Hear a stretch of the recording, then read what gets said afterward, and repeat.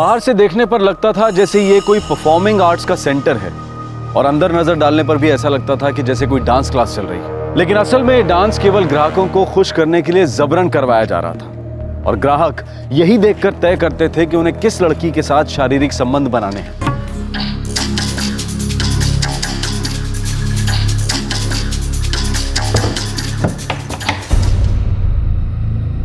14 साल की पूर्णिमा एक ऐसे नाट्यगृह में कैद थी जहां नाबालिगों से देह व्यापार करवाया जाता था। लेकिन पूर्णिमा ऐसी जगह पहुंची कैसे? एक गरीब परिवार की लड़की जिसके सुनहरे भविष्य के सपने को उससे छीनकर उसे इस नर्क के अंधियारे में धकेल दिया गया।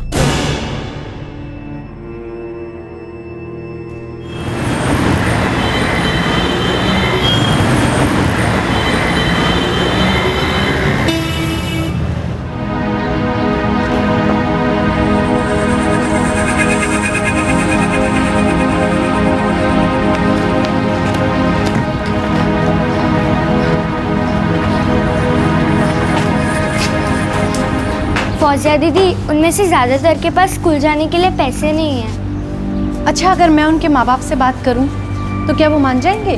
लगता तो है कि वो मान जाएंगे। कम से कम वो किरण के बाबा तो मान ही जाएंगे। वो लोग बहुत गरीब है ना, इसलिए 4 बेटियां हैं उनकी और किरण बड़ी बहन होने के नाते अपनी बहनों पूर्णिमा, रोहिणी और पूजा की देखभाल करती है। उनके बाबा मजदूरी करते हैं और उनकी माँ तो उन्हें छोड़कर ही भाग गई थी, इसलिए दोनों छोटी बहनों की जिम्मेदारी किरण और पूर्णिमा पर आ गई और उन्हें स्कूल छोड़ दिया।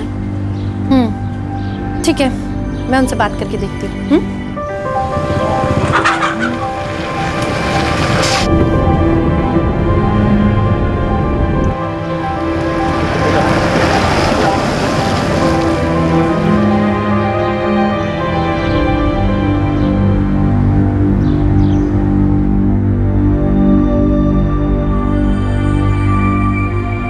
इनके आई तो आपने से छोटे उम्र के छोकरे के साथ भाग गई, मुंह काला कर दिया हमारा।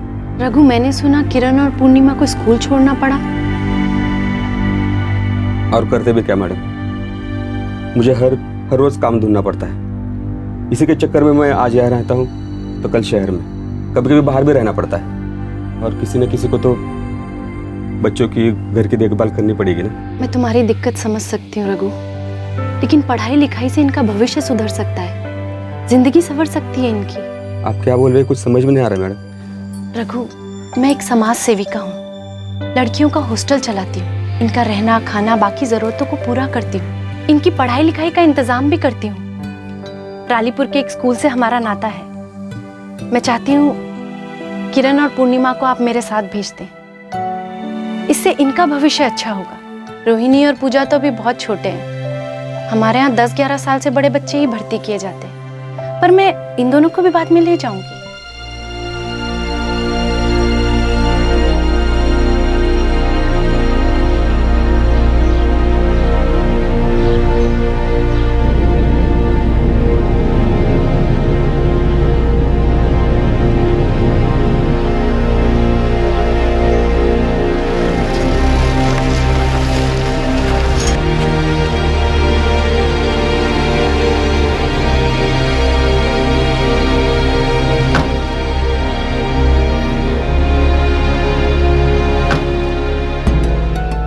स्वाति, अर्चना, पलक, ये है किरण, वो है पूर्णिमा। अब ये दोनों भी तुम लोगों के साथ इसी कमरे में रहेंगी। बेटा, वो है तुम्हारे बेड।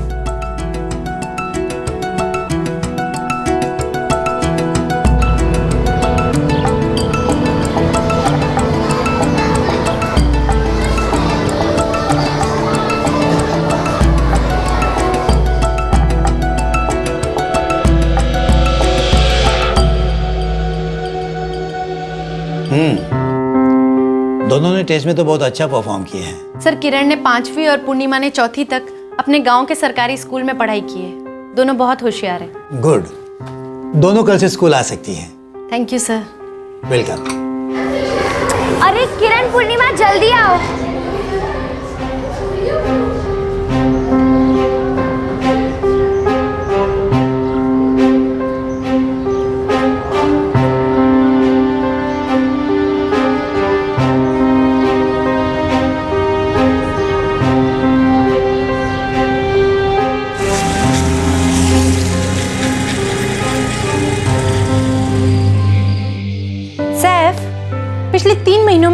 लड़कियों ने बहुत ही जल्दी सब कुछ सीखा है। That's great. ये सब तुम्हारी मेहनत का नतीजा है फौजिया। मेरा एक ख्वाब है, मैं अपना एक स्कूल खोलना चाहती हूँ। ऐसा जरूर होगा। तुमने गरीब बेसहारा बच्चों को रहने का इंतजाम, उनके अच्छे एजुकेशन का इंतजाम करने का सोचा था और तुमने कर दिया। और एक ना एक दिन तुम अपना स्कूल जरूर खोलोगी। I am very sure about that. देखना, ये सभी बच्चे बहुत कुछ हासिल करेंगे। मेरी बेटी हो, मुझे मिलने से ऐसे कैसे रोक सकते हो? देखिए भाई साहब, अभी आपको अंदर नहीं छोड़ सकता हूँ मैं। एक बार फौजिया मैडम आ जाएंगी तब चले आना अंदर। कब तक आएगी वो? बस आधे घंटे में आएंगी।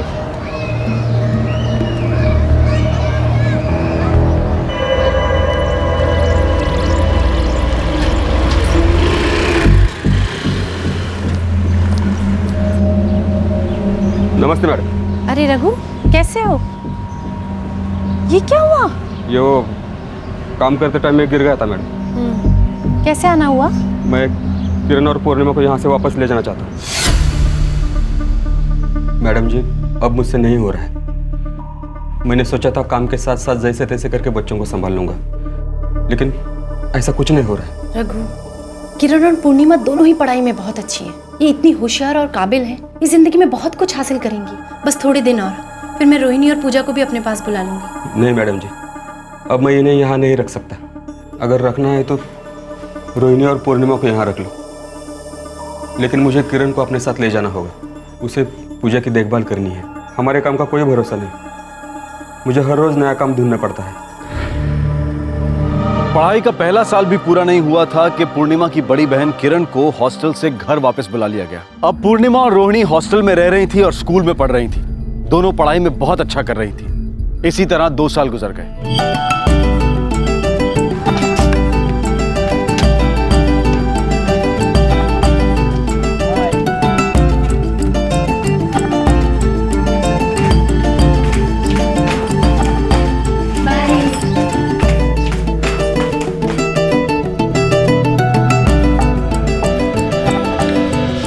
किरण का फोन आया था, उसने कहा है वो तुम दोनों को लेने आ रही है।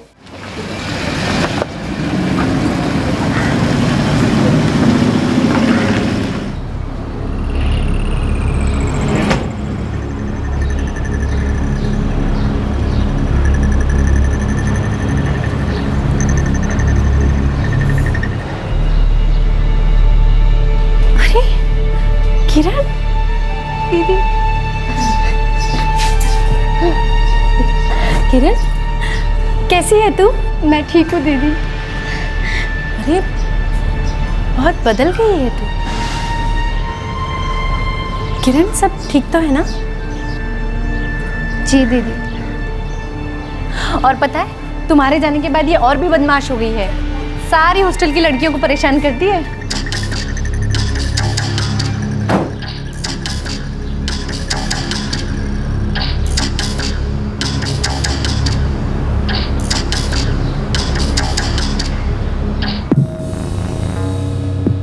कौन है ये लोग? दीदी, वो जो सामने बैठे हैं ना, वो घनश्याम मामा है, और उनके साथ में जो है ना, वो नारायण मामा। किरण, सच सच बता, ये मामा कौन है? कहाँ से आया? और वो भी कार लेकर? दीदी, पिछले साल ही मेरी इनसे मुलाकात हुई थी। और तुम्हारी माँ?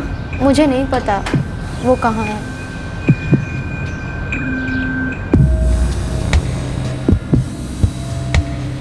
मुझे इनका नंबर चाहिए। किरण, तुम पूर्णिमा और रोहिणी से बड़ी हो, उन्हें ले जा सकती हो, लेकिन मुझे मामा का नंबर चाहिए। बोलो। और हाँ, एक बात याद रखना, 11 जून को स्कूल खुल जाएंगे। 10 तारीख की रात तक वो दोनों हॉस्टल में होनी चाहिए। हाँ दीदी, ये दोनों आ जाएंगे। मामा का नंबर तो?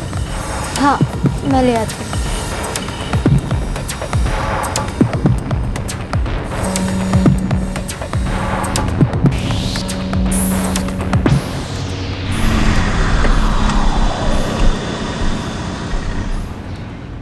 बिना किसी सबूत के ऐसे कैसे किसी पर शक कर सकती हो तुम?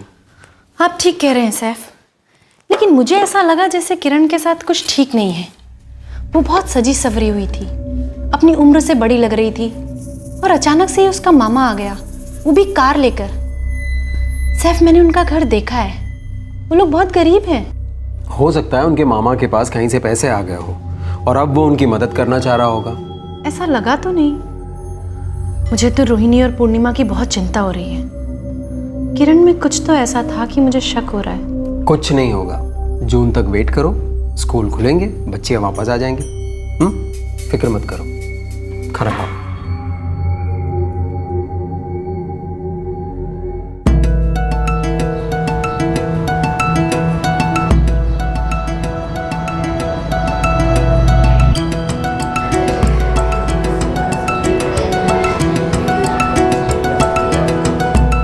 अरे तुझे पता है मैंने सारी किताबें पढ़ डाली। मुझे तो छुट्टियों में बहुत मजा आया। ए मोटी, तूने कुछ खाया नहीं क्या? कैसे हो तुम लोग?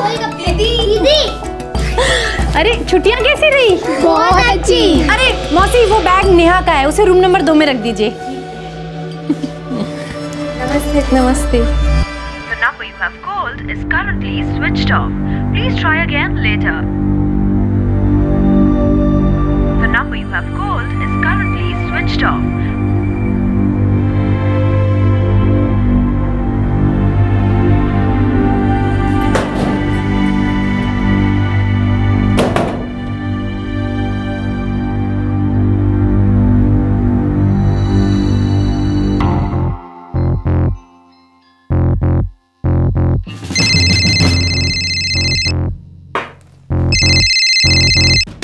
हेलो। घनश्याम जी बोल रहे हैं? हाँ बोल तो। घनश्याम जी, मैं फौजिया परवीन बोल रही हूँ। रालीपुर के गर्ल्स हॉस्टल में किरण के साथ आप आए थे रोहिणी और पूर्णिमा को लेने, तभी हमारी मुलाकात हुई थी। हाँ हाँ हाँ, याद है। घनश्याम जी, पूर्णिमा और रोहिणी वापस नहीं आई है और किरण का नंबर भी नहीं लग रहा है। अच्छा, पता नहीं, आप उनके घर पे जाके देखो। लेकिन किरण ने तो कहा था आप उनकी देखभाल कर रहे हैं। हाँ मैडम, वो तो ठीक है, लेकिन मैं 24 घंटे रखवाली थोड़ी ना करता हूँ। लेकिन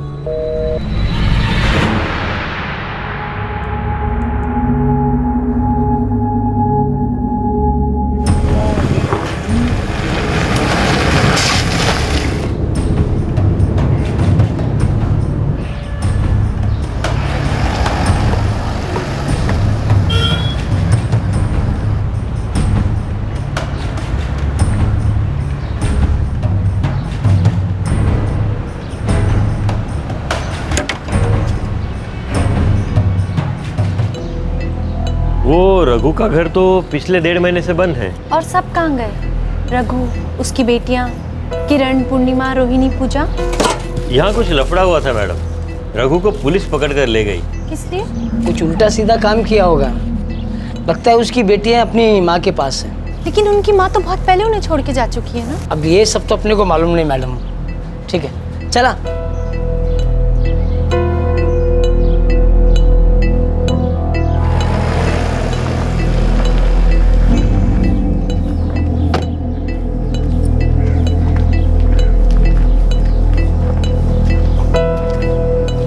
रघु? जी, रघु दिहाड़ी मजदूरी पे काम करता है। उसकी 4 बेटियां हैं, किरण, पूर्णिमा, रोहिणी, पूजा। नहीं मैडम, ऐसे किसी रघु को हमने हिरासत में नहीं लिया है। लेकिन मुझे रघु के जानने वाले ने यही बताया है। हो सकता है मैडम किसी और थाने में उसको पकड़ा गया हो, हमारे यहाँ तो नहीं।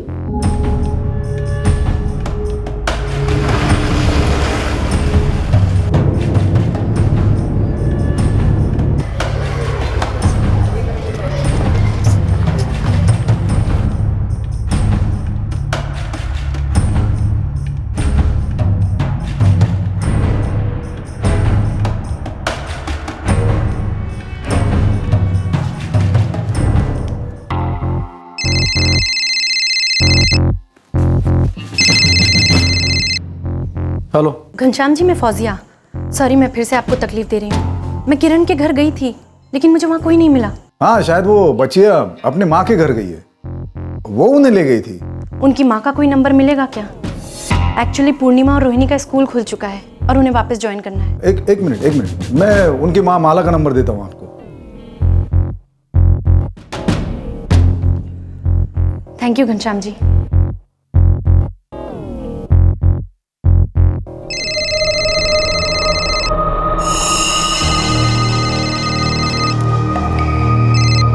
हेलो। हेलो, माला जी? हाँ बोलते हैं, अपन कौन?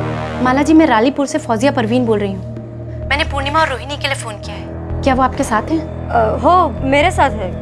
क्यों, क्या बात है? माला जी, शायद आपको पता होगा, ये दोनों पिछले 2 साल से यहाँ रालीपुर में मेरे हॉस्टल में रहकर पढ़ाई कर रही थी। इस साल छुट्टियों में किरण इन्हें ये बोलकर लेकर गई थी कि स्कूल खुलते ही वापस छोड़ जाएगी, लेकिन स्कूल खुल गए और अभी तक ये दोनों नहीं आए। वो उनको अब आगे पढ़ना नहीं है ना, अब इसीलिए। ऐसा नहीं हो सकता, वो दोनों तो बहुत अच्छी स्टूडेंट्स हैं। वो यहाँ बहुत अच्छे से पढ़ाई कर रही थी। मैं उनकी माँ हूँ, उन्हें अच्छे से जानती हूँ। वो बात सही है माला जी, लेकिन बच्चियों के भविष्य का सवाल है। मैंने कहा ना, अब उन्हें आगे नहीं पढ़ना है। वो मेरी बच्चियां हैं, उनके अच्छे बुरे का ख्याल है मुझे। माला जी, अचानक क्या हो गया है? आपको उनके भविष्य की चिंता नहीं है? अपने बच्चों का ख्याल कैसे रखना है ये मुझे आपसे सीखने की जरूरत नहीं है। ठीक है माला जी, जैसी आपकी मर्जी। आपके बच्चे हैं, आप उन्हें ज्यादा अच्छे से जानती हैं। माला जी, फिर भी मेरी आपसे एक रिक्वेस्ट है, उन्हें आसपास के किसी भी स्कूल में भर्ती करा दीजिए, उनकी पढ़ाई जारी रहे। वैसे अभी आप कहाँ पे हैं? मैं खैराम गांव में हूँ और मैं आपकी बात का ख्याल रखूंगी। मुझे अच्छा लगेगा। आपको शायद उनके स्कूल लिविंग सर्टिफिकेट की जरूरत पड़ेगी, आप कहें तो मैं भिजवा दूँ? नको रहो दे, आप, मैं खुद ही ले लूंगी। उनकी स्कूल का नाम आचार्य विद्या भवन है, यही रालीपुर में है। और कोई भी दिक्कत आए तो मुझे फ़ोन कीजिएगा, ये मेरा नंबर है। जी जी, धन्यवाद धन्यवाद।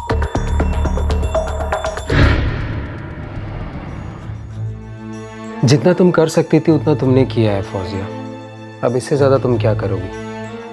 इसलिए परेशान मत हो और फिक्र मत करो। कैसे ना करूं सैफ, मुझे लग रहा है कहीं कुछ ठीक नहीं है। मैं मानता हूँ कि तुम्हें बच्चियों की चिंता है, लेकिन तुम सिर्फ एक सोशल वर्कर हो, उन बच्चों के पेरेंट नहीं हो, उनके गार्जियन नहीं हो, इसलिए ज़्यादा जोर मत लगाओ।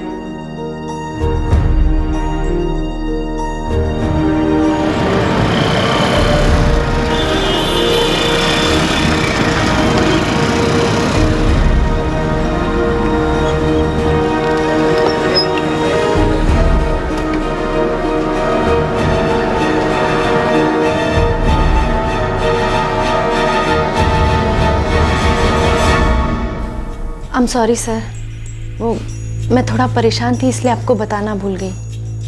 पूर्णिमा और रोहिणी स्कूल नहीं आएंगी, उनकी माँ नहीं चाहती कि वो वापस आए। That's fine।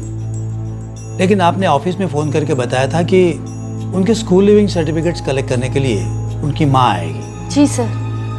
पर उनकी माँ का ना तो कोई फ़ोन आया है और ना ही उनके सर्टिफिकेट्स कलेक्ट किए गए हैं। मैंने सोचा आपको इन्फॉर्म कर दो, क्योंकि इसका मतलब यह है कि उन्होंने अभी भी वहाँ उनके गांव में किसी भी स्कूल में एडमिशन नहीं लिया है। वैसे पूर्णिमा को लेकर मैं थोड़ा कंसर्न था, क्योंकि वो लड़की पढ़ाई में बहुत ही होशियार थी। मुझे पता है सर, लेकिन अब मैं क्या कर सकती हूँ? जब माँ बाप ही नहीं चाहते कि मैं बच्चों को अच्छी शिक्षा, अच्छी परवरिश दूँ। मुझे तो तब भी बहुत निराशा हुई थी जब किरण का स्कूल छुड़वाया गया था, और अब रोहिणी और पूर्णिमा की पढ़ाई बंद करवा दी। मुझे सच में नहीं समझ में आ रहा कि मैं क्या करूँ।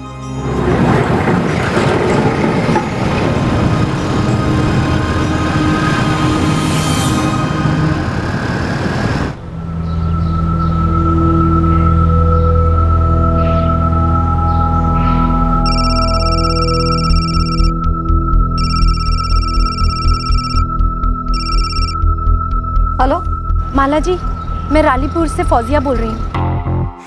अब क्या चाहिए आपको? माला जी, आपने पूर्णिमा और रोहिणी का आचार्य विद्या भवन से स्कूल लिविंग सर्टिफिकेट अभी तक नहीं लिए। आपने उन्हें किसी और स्कूल में भर्ती कराया भी है? देखिए, मैंने आपको पिछली बार भी कहा था, ये मेरी बच्चियां हैं, आप उनके फिक्र छोड़ दें। माला जी, ऐसे आप उनका भविष्य बर्बाद कर रही हैं। एक अच्छे भविष्य पर उनका पूरा हक है। उनकी माँ मैं हूँ या आप जाकर अपने बच्चों के भविष्य की चिंता क्यों नहीं करती? माला जी प्लीज, आप गुस्सा मत होइए। मैं रोहिणी और पूर्णिमा का भला चाहती हूँ। क्या मैं एक बार पूर्णिमा से बात कर सकती हूँ? नहीं, कोई जरूरत नहीं है। उनका भला बुरा सोचने के लिए मैं यहाँ हूँ, और अगर दोबारा आपने यहाँ फोन किया ना तो मैं पुलिस में आपकी शिकायत कर दूंगी और उनसे कह दूंगी कि आप मेरी बच्चियों को बहका रही हैं।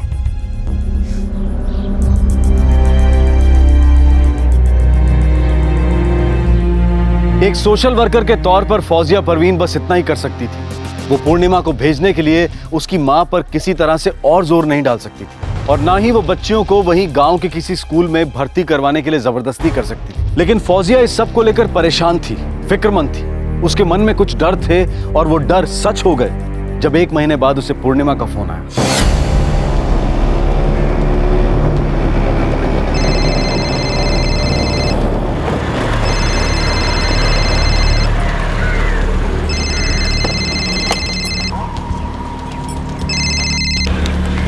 हेलो हेलो फौजिया दीदी। जी, कौन बोल रहा है? दीदी मैं पूर्णिमा बात कर रही हूँ। अरे पूर्णिमा, कैसी है तू? दीदी मैं ठीक नहीं हूँ, प्लीज मेरी मदद करो दीदी। पूर्णिमा क्या हुआ? कहाँ है तू अभी? दीदी मैं यहाँ कीरसर में हूँ, कोई रंगोली नाट्यगृह है। दीदी इन लोगों ने मुझे जबरदस्ती बंद करके रखा, बहुत गलत गलत काम कराते हैं दीदी। पूर्णिमा रो मत बेटा, लेकिन तू वहाँ पहुंची कैसे? मुझे तो लगा था तू अपनी माँ के घर है।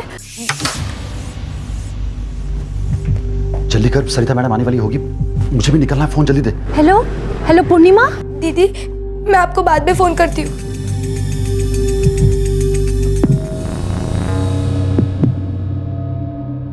मुझे नहीं पता उसने किसके नंबर से फोन किया था, अब कोई फोन भी नहीं उठा रहा है।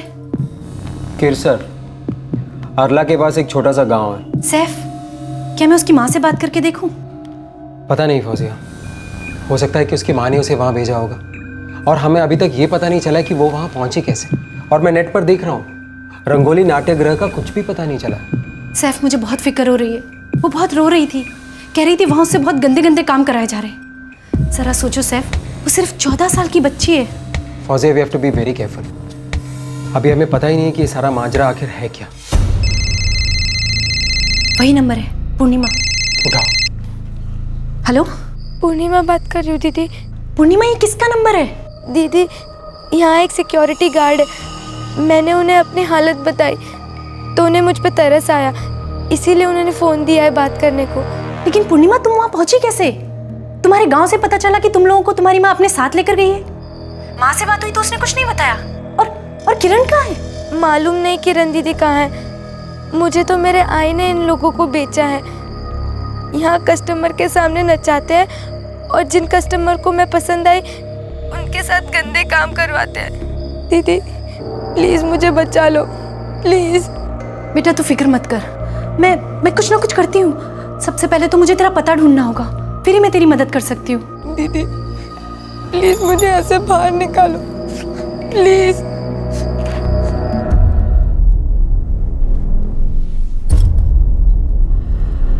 सैफ, मुझे उसकी मदद करनी होगी, उसे हर हाल में इस गंदगी से निकालना होगा। सैफ, उसने बताया कि उसकी माँ ने उसे वहां बेचा है। फौजिया, हमें बहुत संभल कर चलना होगा। पूर्णिमा की बातों से ऐसे लग रहा है कि ये सब एक प्रोस्टिट्यूशन का रैकेट है।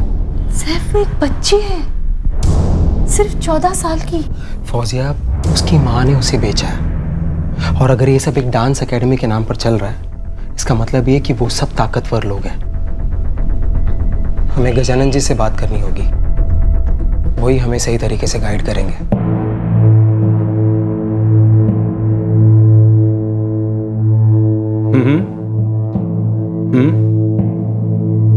हाँ ठीक है, मैं देख लूंगा।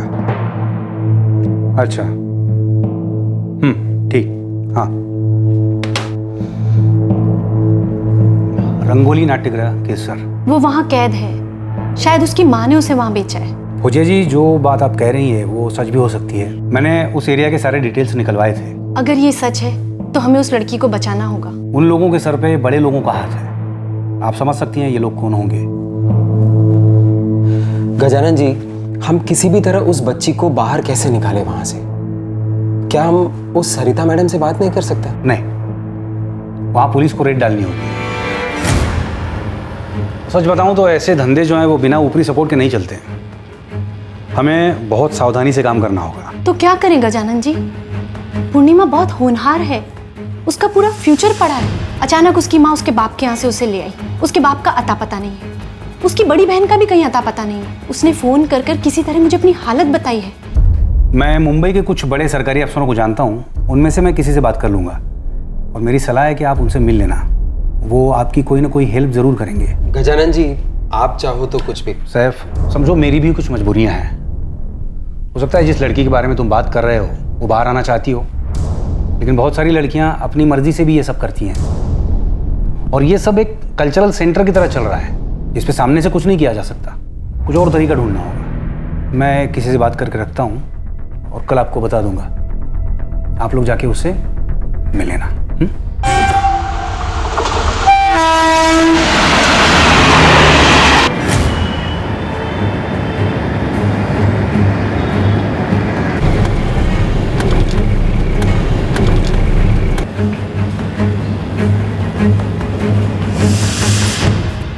लास्ट उससे परसों बात हुई थी। हम किरसर की लोकल पुलिस की हेल्प नहीं लेंगे। मैं आपकी बात आरला के एक सीआईडी ऑफिसर से करा देता हूँ। हेलो शमशेर जी, नमस्कार, मीर बोल रहा हूँ। नमस्कार मीर जी, कहिए। शमशेर जी, मामला एक बच्ची का है जिसे किरसर में कैद करके रखा है। ये तो आरला का भारी इलाका है। मामला सेंसिटिव है, लड़की को बचाना है। रालीपुर की फौजिया परवीन नाम की एक सोशल वर्कर है, वही मामला लेकर आई है। मैं उन्हें आपके पास भेज रहा हूँ। Sure sir. आप जाकर शमशेर मोहम्मद से मिल लो, वो सीआईडी ब्रांच में एपी है, वो देख लेंगे आगे क्या करना है।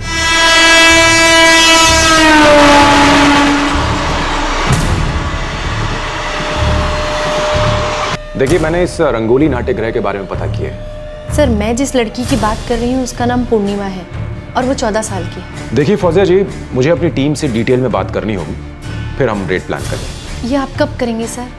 क्योंकि बच्ची की हालत बहुत खराब है। आप फिक्र मत कीजिए, हम जल्दी ही कुछ करेंगे।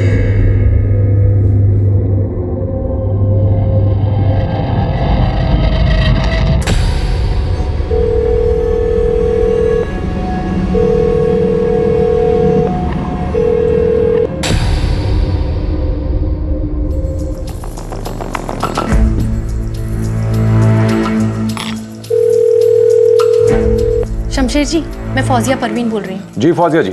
शमशेर जी, आपसे मिले हुए 2 दिन हो गए हैं, लेकिन आपने अभी तक वहाँ रेड नहीं डाली है। देखिए, हमारी टीम उसी पे विचार कर रही है और रेड डालने का एक सही वक्त होता है, हम उसी का इंतजार कर रहे हैं। सर, आप समझ नहीं रहे हैं, वहाँ उस बच्ची का एक एक दिन कितना तकलीफ से गुजर रहा होगा।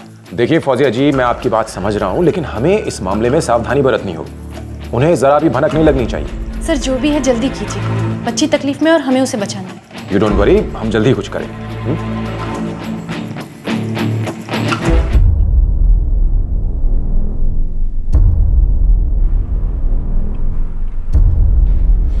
फौजिया, जो हम कर सकते हैं वो सब हम कर रहे हैं ना। उससे हुआ क्या? कुछ नहीं। पूर्णिमा तो अब भी वहीं फंसी हुई है। फौजिया, हम लोग अंदर घुस के उसे बचा नहीं सकते, हमें सही और ऑफिशियल तरीके से ही जाना होगा। सैफ, उसकी हालत का पता चले 4 दिन हो गए हैं।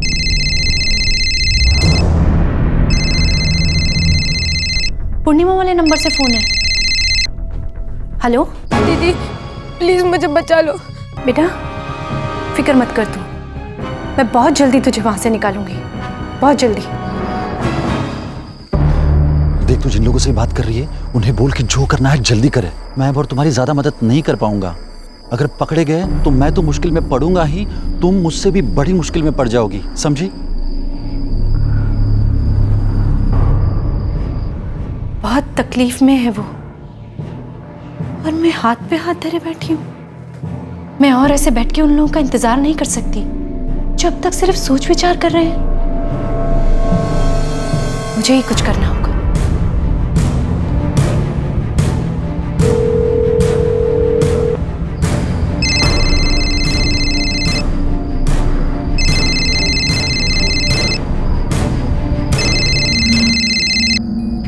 हेलो मुकेश जी।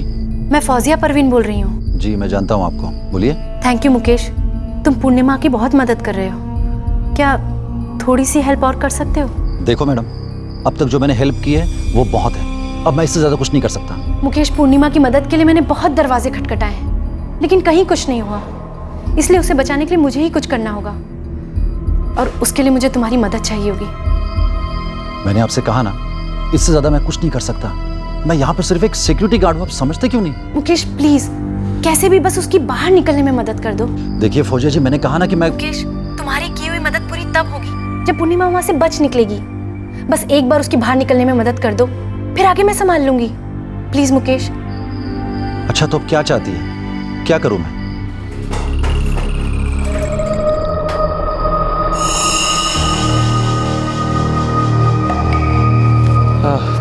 चल मुकेश, तू निकल, फिर सुबह टाइम पे आ जाना। अरे यार ललन, सुनना, कल मुझे छुट्टी चाहिए थी यार, घर पे एक बहुत ज़रूरी काम निकला है, तो मैं सोच रहा था कि मैं नाइट शिफ्ट भी कर लेता हूँ, तू सुबह आके मेरी ड्यूटी कर लेना। डबल शिफ्ट करेगा? कर लूँगा यार, बहुत ज़रूरी काम निकला है घर पे। तो पहले ही बोल दिया होता यार, मैं आता ही नहीं। चल ठीक है। ठीक।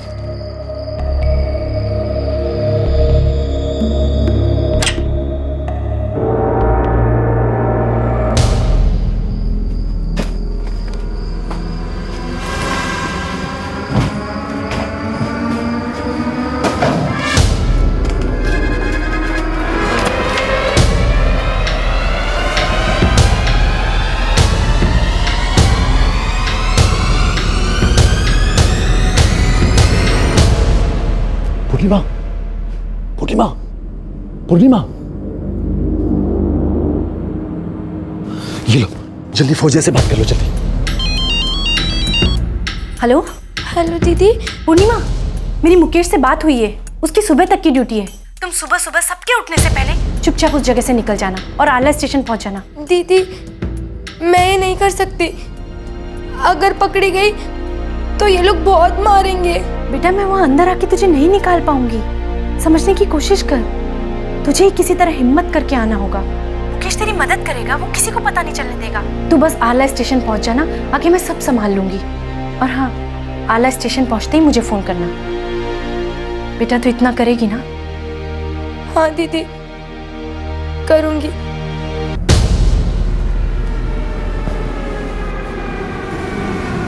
सुबह 6 बजे निकलना, तभी सब लोग सो रहे होंगे, ठीक है?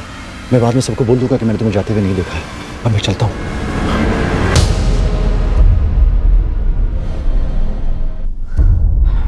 फौजिया, तुम्हें क्या लगता है कि तुम जो कर रही हो वो सही कर रही हो?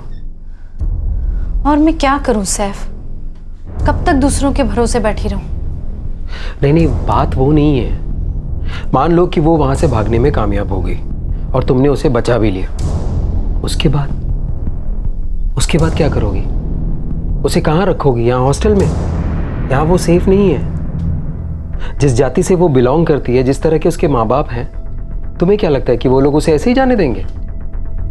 खतरनाक लोग हैं, जरूर बदला लेंगे।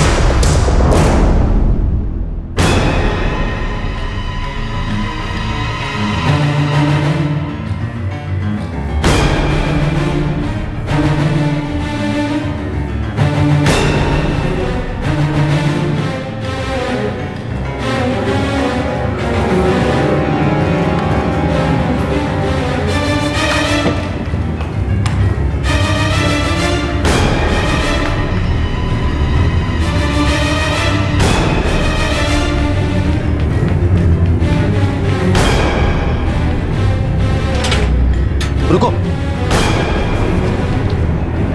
इसे रखो और यहां से जल्दी से भाग जाओ।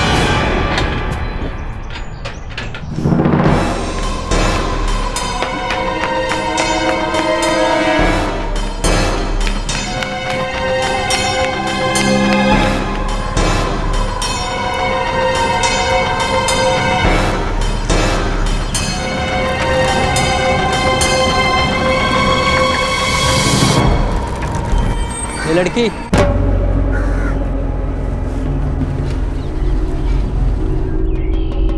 कहाँ जा रही है? आरला स्टेशन कहाँ है? आरला स्टेशन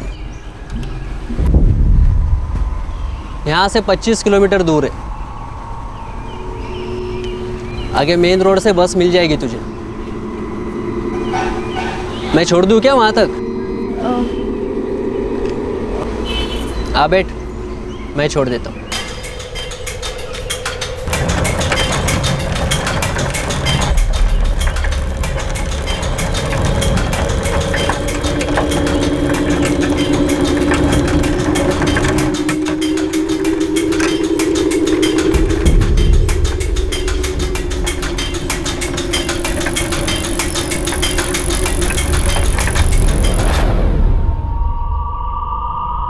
यहाँ से तुझे आरला स्टेशन के लिए बस मिल जाएगी।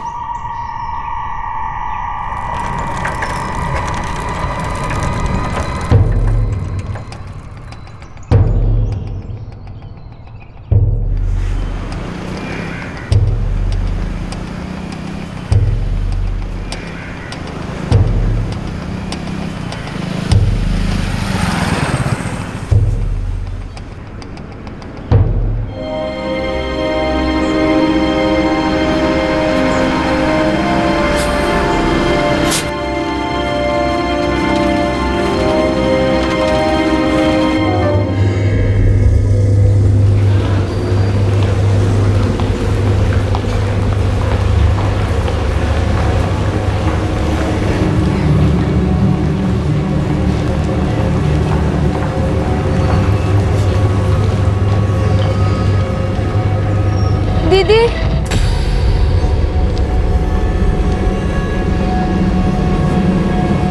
बोलो।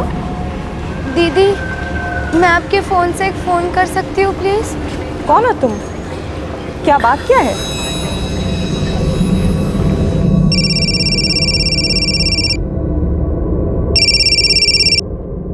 हेलो हेलो फौजिया दीदी, मैं पूर्णिमा बात कर रही हूँ। हाँ मैं आरला स्टेशन पहुँच गई। तुम एग्जैक्टली कहाँ हो और ये किसके नंबर से बात कर रही हो? मैं यहाँ है ना, एक पुलिस दीदी है, उन्होंने ही फ़ोन दिया है बात करने को। अच्छा ठीक है, मेरी उनसे बात कराओ। फौजिया दीदी आपसे बात करना चाहती है। हेलो जी, मैं आरपीएफ कांस्टेबल प्राची कोंडुस्कर बोल रही हूँ। प्राची, मैं फौजिया परवीन बोल रही हूँ। मैं रालीपुर में एक सोशल वर्कर हूँ और मैंने ही पूर्णिमा को वहाँ भाग के आने के लिए बोला था। उसे किसी ने कैद करके रखा था। बस मैं आरला स्टेशन पहुँच रही हूँ, तुम थोड़ी देर उसका ख्याल रख सकती हो मेरे आने तक? जी वो ठीक है, लेकिन अगर ऐसी कोई बात है तो मामले की रिपोर्ट करनी होगी। मैं वहाँ आके पूरे मामले को संभाल लूंगी, बस आप मेरे आने तक उसका ख्याल रखिएगा। फौजिया, सैफ, पूर्णिमा भाग निकली है, आरला स्टेशन पर रेलवे पुलिस के पास है। सुनो, बी केयरफुल, आप संभालना। हाँ। और वहाँ पहुँचते ही मुझे फोन कर देना। ठीक है।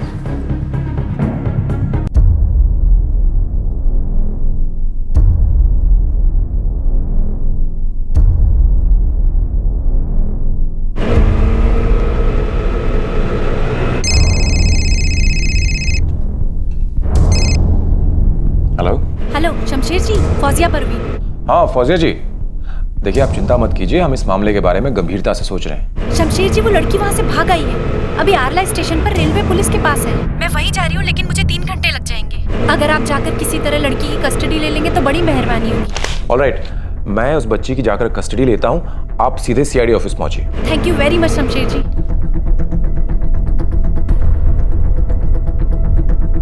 भैया थोड़ी तेज चलाइए ना please.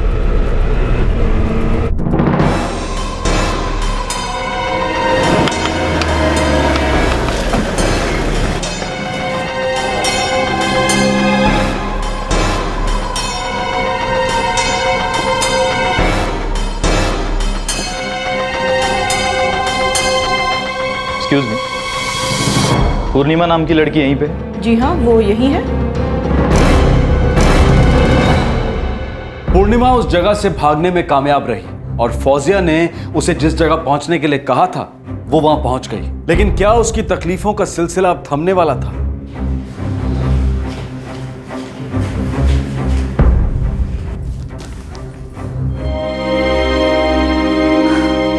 Purnima,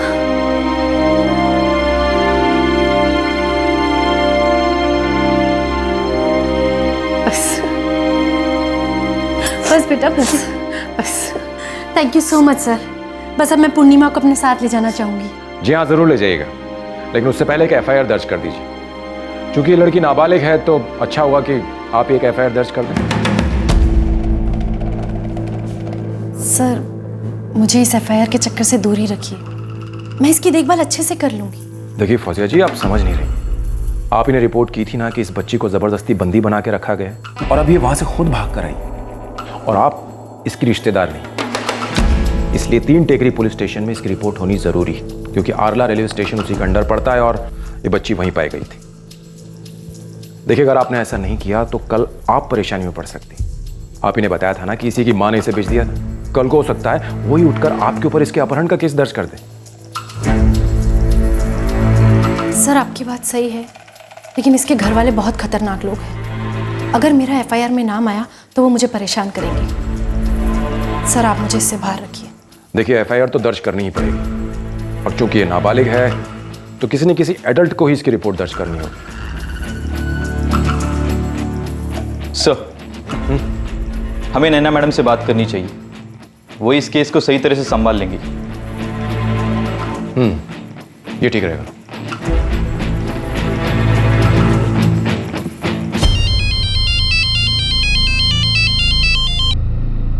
hello, good morning Naina ji, मैं शमशेर मोहम्मद बोल रहा हूँ, एपीआई फ्रॉम सीआईडी आरला। गुड मॉर्निंग शमशेर जी, कहिए कैसे कॉल किया? मैडम, एक नाबालिग बच्ची का केस है जो शायद किसी प्रोस्टिट्यूशन सेंटर से भाग के आई है।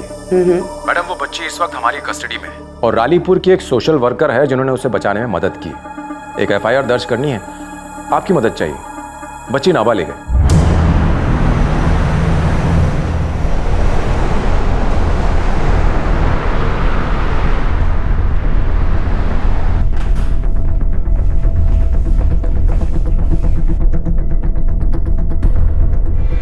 मैं समझ गया आप क्या कहना चाहती है, लेकिन ये लड़की किरसर से भाग कर आई है ना बेटा?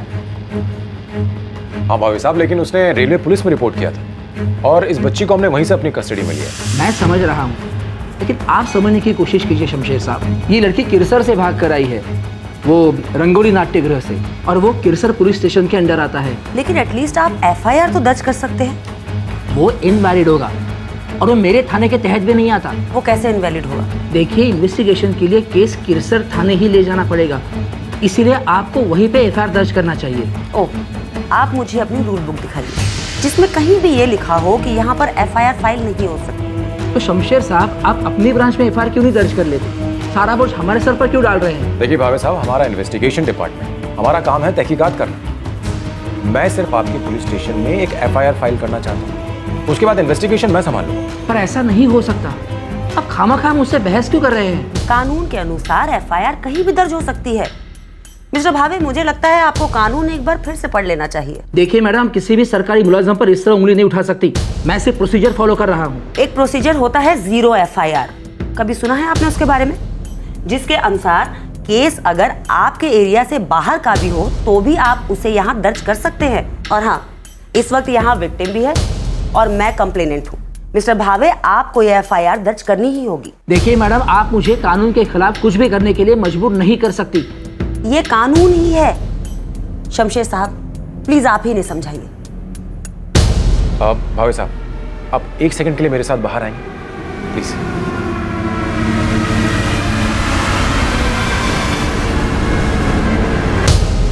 भावे साहब, मैडम ठीक कह रही हैं, आप रिपोर्ट को दर्ज कर सकते हो। देखिए, कायदा मैं भी जानता हूँ। अपराध किरसर में हुआ है, मेरे इलाके में लड़की सिर्फ मिली थी। देखिए, केस हम ही संभालेंगे और किरसर पुलिस स्टेशन को ही इसमें शामिल किया जाएगा। यही तो मैं कह रहा हूँ, आप सीधा वहीं पर एफआईआर दर्ज कीजिए ना। भावे साहब, ये लड़की वहाँ बड़े बुरे हालातों में थी और बहुत मुश्किल के साथ वहाँ से भाग कर आई। आप समझने की कोशिश कीजिए। इसमें मेरा कसूर है? बताइए मुझे। आप और वो मैडम खामखा मेरे पीछे पड़े हुए हैं। देखिए, आपके पीछे कोई नहीं पड़ा हुआ है। मैं सिर्फ आपको ये समझाने की कोशिश कर रहा हूँ कि वो लड़की बहुत सारी मुश्किलों का सामना करके यहाँ भाग कर आई, और वो मैडम नैना जी, उनको मैंने बड़ी ही मुश्किल से इस एफआईआर को दर्ज करने के लिए राजी किया। ये सब बातें आप हमारे सर पर थोपेंगे ना? तुमने महातर साहबा ने फोन करा की समजा दो उनको, पूछना क्या करना है उनको. ठीक आहे साहेब. हे बघा साहेब, तुम्हाला सांगतो मी असं होत नसतं. नाही माझं ऐका तुम्ही, माझं ऐका तुम्ही. माझ्या एरियामध्ये केस घडली आहे का? अपराध माझ्या एरियात घडलाय का? तसं असेल तर मी मान्य करायला तयार आहे. एफआयआर दर्ज करून घेणं माझं रोजचं काम आहे. आपकी बात बिल्कुल सही है, लेकिन मला काय सांगता तुम्ही कायदा साहब, म्हात्रे साहब ने बोला है कि 0 एफआईआर दर्ज कर लो, बाद में केस ट्रांसफर हो सकता है. यही तो मैं आपसे कब से कह रहा था. इतनी बहस के बाद एफआईआर दर्ज हुई, 0 एफआईआर, जिसके बारे में ज्यादातर पुलिस स्टेशंस और पुलिस ऑफिसर्स जानकारी रखने से इनकार करते हैं. लेकिन कानून के मुताबिक किसी भी अपराध की रिपोर्ट किसी भी थाने में की जा सकती है, जिसे बाद में संबंधित थाने में ट्रांसफर कर दिया जाता है ताकि वहां कार्रवाई आगे बढ़ सके. पूर्णिमा अपने पिंजरे से आजाद होने में कामयाब तो हो गई थी, लेकिन अभी तक यह नहीं पता चल पाया था कि 2013 अप्रैल में किरण के साथ जाने के बाद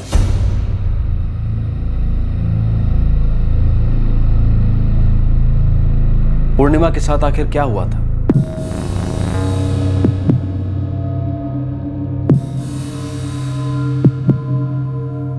बेटा डरो मत, हम सब तुम्हारे साथ हैं. हम उन्हें सजा जरूर दिलवाएंगे जिन्होंने ये सब किया. लेकिन तुम हमें ये बताओ कि ये सब कैसे हुआ, किसने किया ये सब? उस दिन जब किरण दीदी हमें लेने आई थी, तब आई हमारा घर पे इंतजार कर रही थी.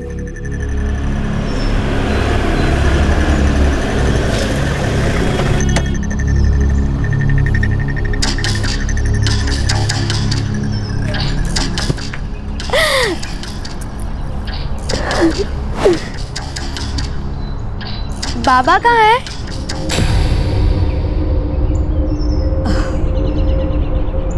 बस अब बहुत हो गया. अब तुम लोगों को उस शैतान के साथ रहने की कोई जरूरत नहीं है. पूर्णिमा, तुम्हारे बाबा के साथ क्या हुआ था? पता नहीं. आई ने कहा कि उन्होंने किरण दीदी के साथ कुछ गलत किया था, इसीलिए पुलिस उन्हें पकड़ के ले गई. और उसके बाद तुम्हारी आई तुम्हें खेराम गांव लेके गई। हाँ, वहाँ वो किसी गिरीश नाम के आदमी के साथ रहती थी। माला, मैं बाहर निकल रहा हूँ, शाम तक लौटूंगा। फिर एक दिन आई मुझे किसी संदीप राणे के घर ले गई। चल पूर्णिमा, लवकर कर।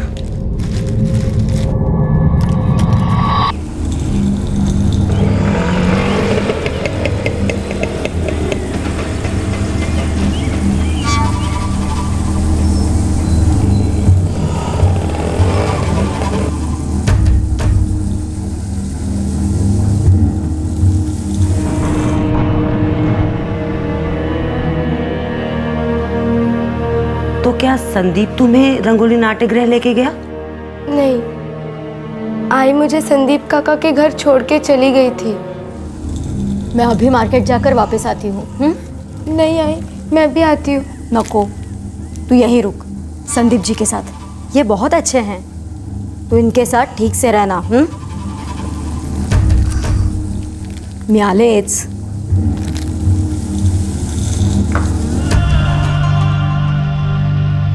प्लीज काका, प्लीज। डरो मत, देखो तुम्हें थोड़ा भी दर्द नहीं होगा।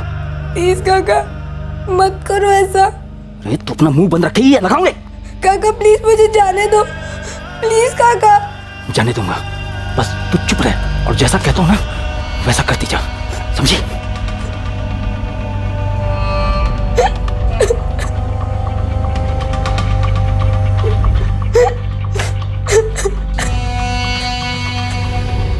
ठीक है, अब ज्यादा मचमच मत कर। 1.25 लाख दे और ले जा इसको। 75,000। देख तू। फाइनल। वो प्रताप भैया थे। तो प्रताप तुम्हें रंगोली लेके गया?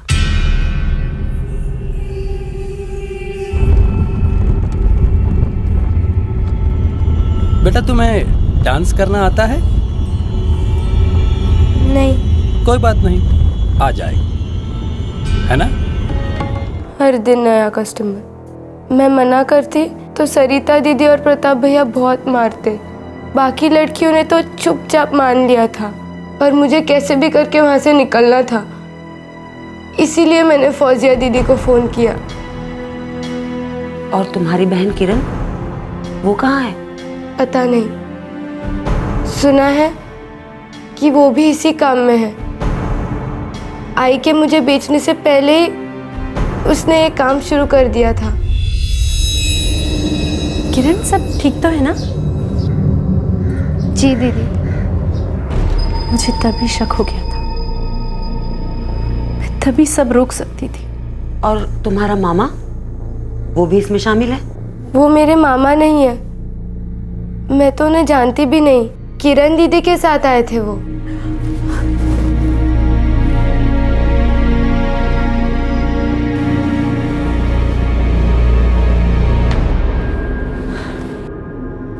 देखिए, लड़की का फिजिकल एक्सप्लॉयटेशन हुआ है और कई बार हुआ है। उसके साथ ज़बरदस्ती भी हुई है। उसके शरीर पर बहुत सारे जख्मों के निशान मिले हैं, कई नए हैं, कई पुराने।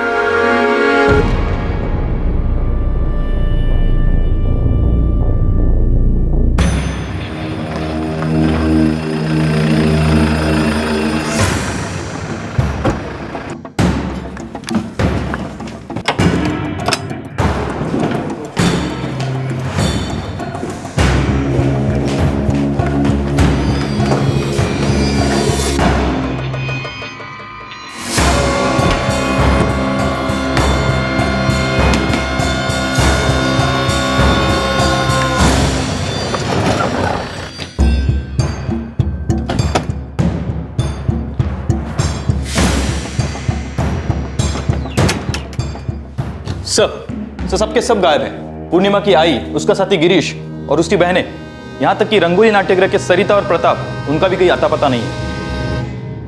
लगता है पूर्णिमा के भागने के बाद से सारे के सारे लोग चौकन्ने हो गए।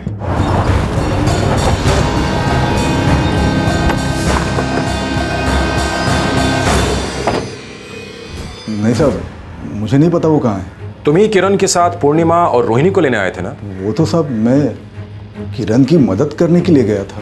मदद? मैंने किरण के लिए पैसे दिए थे। मैंने खरीदा नहीं था उसको साहब, आप समझ रहे हो ना। वैसे मैंने कई बार किरण के लिए पैसे दिए, तो एक बार उसने मदद मांगी तो मैंने उसकी बहनों को घर लाने में उसकी मदद कर दी।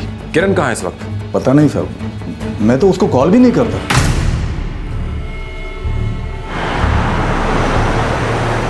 सर, उसका बाप रघु रालीपुर पुलिस की हिरासत में। उसकी बीवी यानी पूर्णिमा की मां ने ही उसके खिलाफ कंप्लेन की थी ना? Yes sir.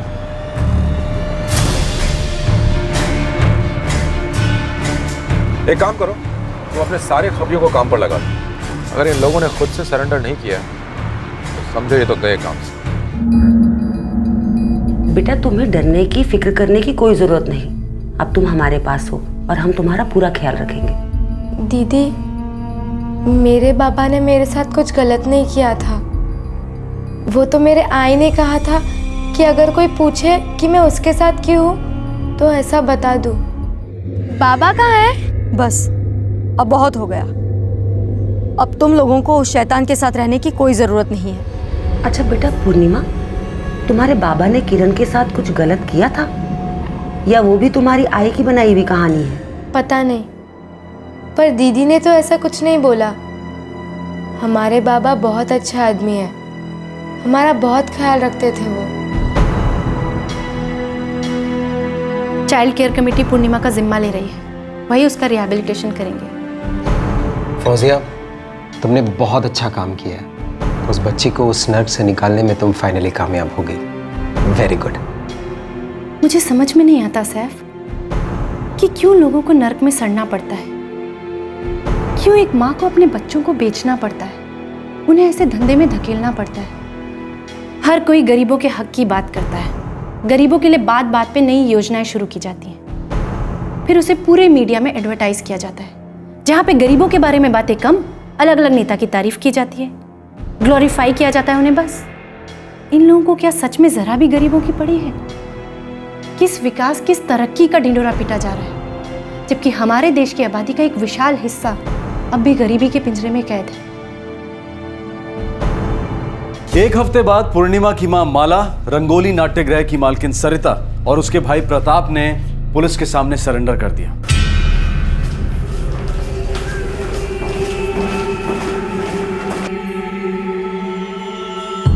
ये सब झूठ है साहब।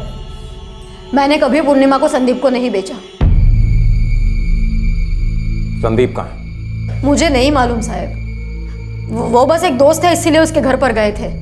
बाकी पूर्णिमा जैसा बोल रही है वैसा कुछ भी नहीं हुआ था। माला, पूर्णिमा सिर्फ 14 साल की छोटी बच्ची है, उसे तो ठीक से झूठ बोलना तक नहीं आता।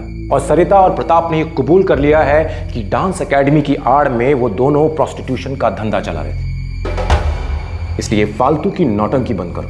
तुमने अपने पति पर झूठा इल्जाम लगाया कि उसने अपनी बच्चियों के साथ गलत हरकत की, ताकि फिर तुम्हें बच्चों की कस्टडी मिल जाए और उन्हें बेच करके पैसा कमा सको। हम बहुत गरीब है साहब। सदियों से हमारा नाचने गाने का काम रहा है। हमारे समाज की लड़कियां नाच कर लोगों को खुश करके पैसे कमाती आई हैं। ये हमारी रोजी रोटी है। मैं तो अपने बच्चियों को जीने की ताकत दे रही हूँ, ताकि कल को अपना पेट भरने के लिए उन्हें किसी के सामने हाथ ना फैलाना पड़े। तुम्हारी बेटी किरण कहाँ है? उसे कहाँ बेचा तुमने? मैंने उसे कहीं नहीं बेचा है साहब। अपनी बड़ी बहन के यहाँ रह रही है वो। मैंने उससे कुछ नहीं कहा। वो जो कर रही है अपनी मर्जी से कर रही है, अपनी जिंदगी अच्छे से गुजार रही है साहब। इसे तुम अच्छी जिंदगी कहती हो? माला, तुम्हारी बच्चियां पढ़ रही थी, एक अच्छी जिंदगी गुजारने की राह पर थी, बड़े होकर के कुछ बन जाती। और तुम्हें जरा भी ख्याल है कि तुमने उनके साथ क्या किया है, उन्हें कहां से लेके कहां छोड़ दिया? तुमने उनकी जिंदगी बर्बाद कर दी। माला, सरिता और प्रताप न्यायिक हिरासत में हैं। उन पर आईपीसी की धारा 376 के तहत बलात्कार के लिए और धारा 363 के तहत अपहरण के लिए चार्जेस लगाए गए हैं। 366 है नाबालिग लड़की को देह व्यापार के लिए मजबूर करने, 342 बंधक बनाने और सेक्शन 6 प्रोटेक्शन ऑफ चिल्ड्रन के तहत भी मामले दर्ज किए गए हैं। पूर्णिमा अभी चाइल्ड केयर कमेटी के पास है और उसके साथ काउंसलिंग सेशंस जारी हैं। पूर्णिमा की बड़ी बहन किरण और छोटी बहनें पूजा और रोहिणी सबसे बड़ी बहन मीनाक्षी के साथ रह रही हैं, जो मात्र 18 साल की एक विधवा है। ऐसा माना जाता है कि किरण अब भी देह व्यापार में लिप्त है। उनके पिता रघु अब भी पुलिस हिरासत में हैं और उसके खिलाफ लगे इल्जाम की जांच चल रही है। माला का बयान दर्ज किया जा चुका है। ऐसा अनुमान लगाया जा रहा है कि उसने सिर्फ अपनी बेटियों की कस्टडी हासिल करने के लिए अपने पति पर यह झूठा इल्जाम लगाया। संदीप राणे, जिसने सबसे पहले पूर्णिमा को खरीदकर उसके साथ जबरदस्ती की थी, अब भी लापता है। क्या दोषियों को सजा मिलेगी? कितनी सजा मिलेगी, कब सजा मिलेगी, ये तो वक्त ही बताएगा। अगर एक समाज सेविका ने उस 14 साल की बच्ची का ख्याल नहीं किया होता तो वो उस पिंजरे में ही कैद रह गई होती। प्रशासन और कानून व्यवस्था प्रणाली यही सोचती रही कि क्या कदम उठाया जाए।